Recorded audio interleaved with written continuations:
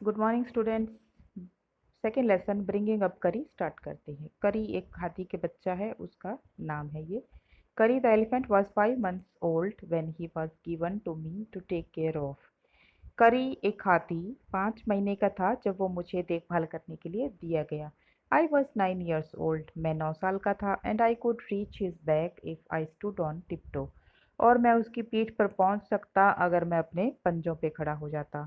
He seemed to remain that high for nearly 2 years, और उसकी ऊंचाई लगभग ये 2 साल तक रही। वी ग्रू टुगेदर, हम साथ साथ बड़े हुए। That is why probably I never found out just how tall he was, और शायद यही कारण है कि मैं कभी नहीं जान पाया कि उसकी ऊंचाई कितनी है। ही lived in A pavilion under A thatched roof which rested on thick tree stumps. वो पेवेलियन में रहता था और उसकी छत घास फूस की बनाई हुई थी और पेड़ के मोटे तनों का सहारा दिया हुआ था, so that it could not fall when Curry bumped against the poles as he moved about।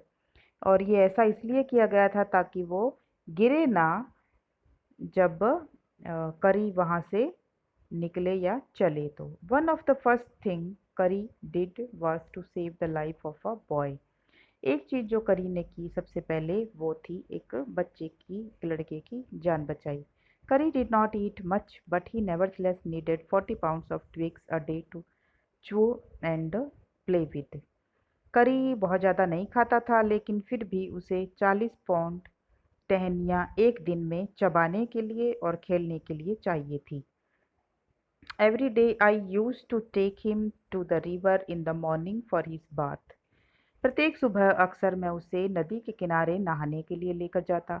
He would lie down on the sand bank while I rubbed him with the clean sand of the river for an hour.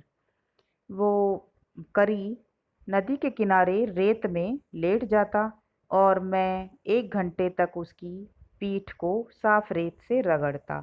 After that he would lie in the water for a long time, और उसके बाद वो बहुत लंबे समय तक पानी में लेट जाता। On coming out he skin would be shining like ebony, और बाहर आने पर उसकी स्किन, उसकी चमड़ी किसी शीशे की तरह चमकती हुई होती। And he would squeal with pleasure, और स्क्वील माने होता है चिंघाड़ना, और वह खुशी से चिंघाड़ता। As I rubbed water down his back, और जैसे ही मैं उसकी पीठ पे पानी से रगड़ता तो उसे बड़ा आनंद आता और वो खुशी से चिंघाड़ता। Then I would take him by the ear because that is the easiest way to lead an elephant, और फिर मैं उसे कान से पकड़कर बाहर लेकर आता क्योंकि किसी हाथी को चलाने का यही सबसे आसान तरीका है। And leave him on the edge of the jungle while I went into the forest to get some luscious twigs for his dinner, और मैं उसे जंगल के किनारे पर छोड़ देता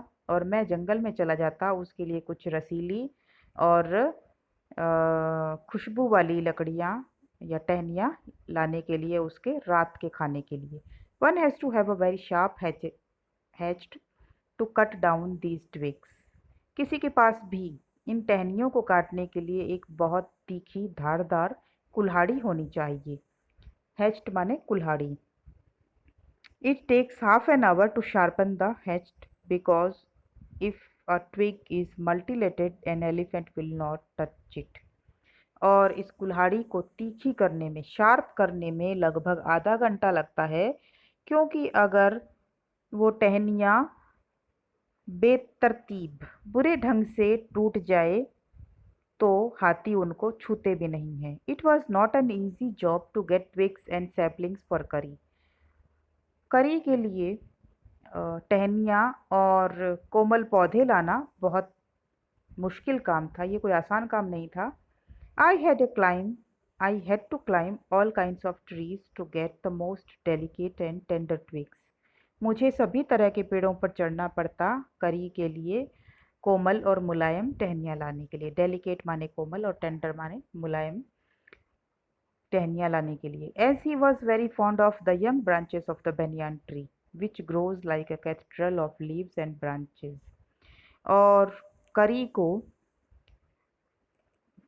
बरगद के पेड़ की कच्ची टहनियाँ बहुत ज़्यादा पसंद थी, जो कि पत्तों के और टहनियों के झुरमुट के बीच होती थी। I was gathering some one spring day in March. तो मैं ये टहनियाँ इकट्ठी कर रहा था उसके लिए एक मार्च के बसंत में। When I suddenly heard Kari calling to me in the distance. तो मैंने सुना कि अचानक करी के चिल्लाने की आवाज़ आ रही है। करी मुझे बुला रहा है कुछ ही दूरी पर। As he was still very young, the call was more like that of a baby than an elephant. क्योंकि अभी वो बहुत छोटा था तो उसकी आवाज़ किसी बच्चे की तरह लग रही थी, ना कि किसी हाथी की। I thought somebody was hurting him.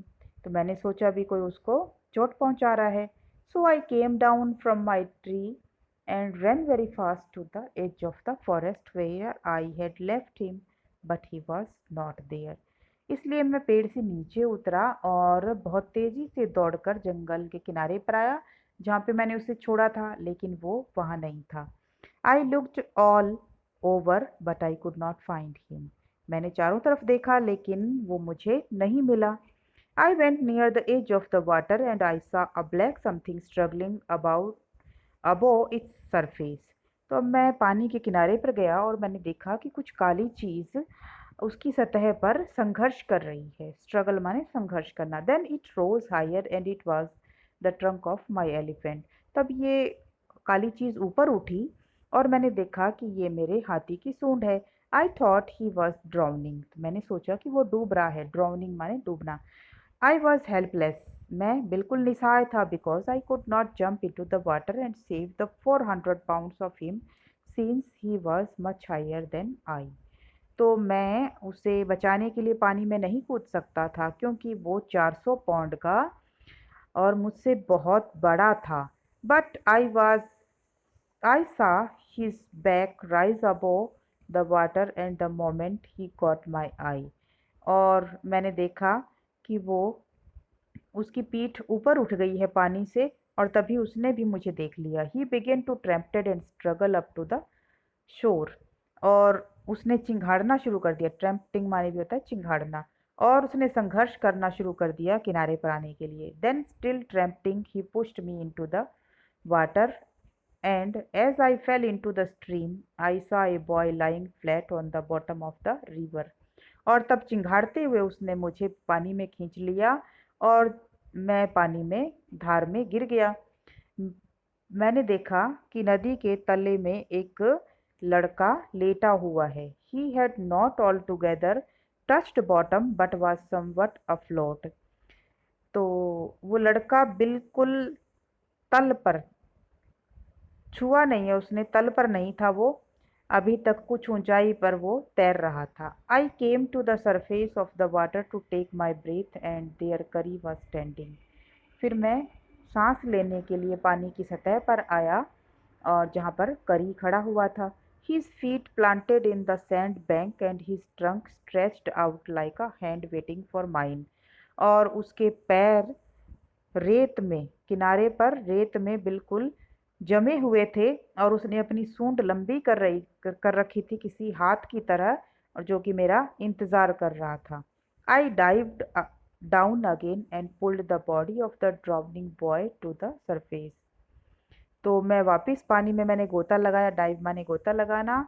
और उस लड़के की शरीर को खींच के लाया, उसको डूबने से बचाया और उसको सतह पे लेके आया। किंतु not being a good swimmer I could not swim assure and the slow current was already dragging me down. और क्योंकि मैं बहुत अच्छा तैराक नहीं था तो पानी की धार मुझे अपने साथ बहा के ले जा रही थी, डुबो रही थी और मैं किनारे पर नहीं आ पा रहा था। Seeing us drift by in the current, Curry, who was usually slow and ponderous, suddenly darted down like a hawk। और हमें डूबता हुआ देखकर धार में करी, जो कि अक्सर बहुत ही धीमा और पॉन्डरस माने होता है खतरनाक, किंतु अब उसने एक बाज की तरह हमें खींचा। वो आधे रास्ते तक आया पानी के और उसने अपनी सूंड लंबी करके दोबारा हमें पकड़ा। I raised up my hand to catch it and it slipped. मैंने हाथ लंबा करके उसकी सूंड को पकड़ने की कोशिश की, लेकिन हाथ फिसल गया। I found my self going under the water again. और मैंने पाया कि मैं फिर से पानी के अंदर जा रहा हूँ। But this time I found that the water was not very deep, so I sank to the bottom of the river. तो इस बार मैंने देखा कि पानी बहुत गहरा नहीं है, इसलिए मैंने अपने आप को तले में डुबो दिया। And doubled my feet under me and then suddenly kicked the river bed and so shoot upward like an arrow. और फिर मैंने अपने पैर मोड़े और नीचे नदी के नीचे तल पर पैरों को टच करके और किसी तीर की तरह ऊपर की ओर आया, किक मार के, लात मार के। In spite of the fact that I was holding the drowning boy with my hand, और इसके साथ ही मैं डूबते हुए लड़के को भी अपने साथ अपने हाथों में ले आया, उसको पकड़ा हुआ था। As my body rose above the water, I felt a lasso around my neck. और जैसे ही मेरा शरीर पानी से ऊपर उठा, तो मैंने अपनी गर्दन की चारों तरफ एक रस्सी सी महसूस की। दिस फ्राइटेंड मी, और इसने मुझे डरा दिया। I thought some water animal was going to swallow me. मैंने सोचा कोई पानी का जानवर मुझे निगलने वाला है। आई हेयर्ड करी स्क्वेलिंग। मैंने सुना कि करी चिल्ला रहा है, चिंघाड़ रहा है। And I knew it was his trunk about my neck. और मैं जान गया कि ये करी की सूंड है जो मेरी गर्दन के चारों तरफ है। ही पुल्ड अस बोथ अशोर, और उसने हम दोनों को किनारे पर खींच लिया। ओके बच्चों, आज इतना ही करते हैं। Thank you.